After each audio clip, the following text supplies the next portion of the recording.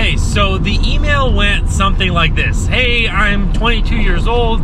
I think it was Miami, Florida, and I want to get into hotshot trucking, but I want to avoid having a high monthly payment, so I want to buy my truck for cash. And then he follows up a bunch of questions like, hey, what should I consider as what's the highest mileage truck I should consider? There you go. And, you know, what other options or what other years can I consider? Stuff like that. Basically, he's trying to get a used truck, trying to get into the business and avoid the overhead of a monthly truck payment. Now, the problem with trying to avoid a monthly truck payment is inevitably you will have more breakdowns because you're buying older used equipment.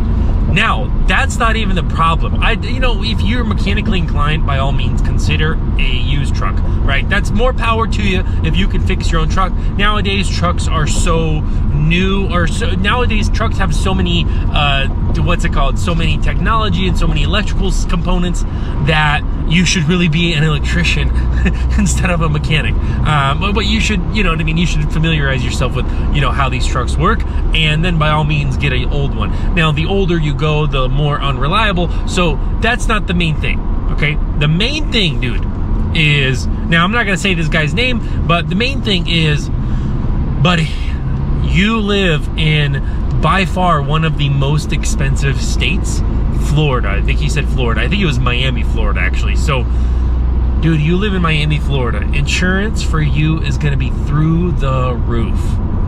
Not to mention, you're only 22 years old.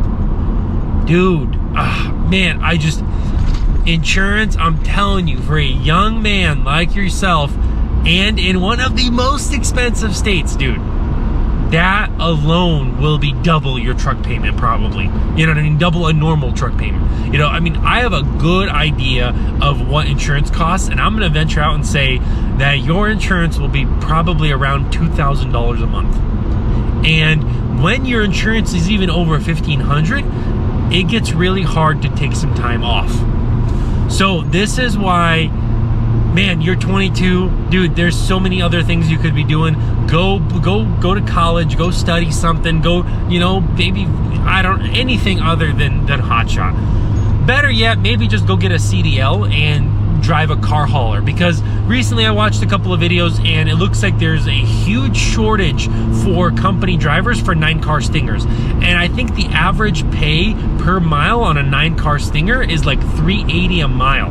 That's the loaded rate. That's the pay per mile on a car hauler is $3.80. And so if you're getting, maybe, I don't know, 20% of gross or something like that, that could be a nice little paycheck right there. Or maybe you're getting paid per mile 50, 60, 70, 80 cents. That's much better than a company driver on a van that gets 20, 30 cents. So regardless, dude, here's what I'm gonna do. I'm gonna send you this link. I'm gonna send you this video in a link so that you can watch it. But don't just watch the video. Don't just listen to my opinion.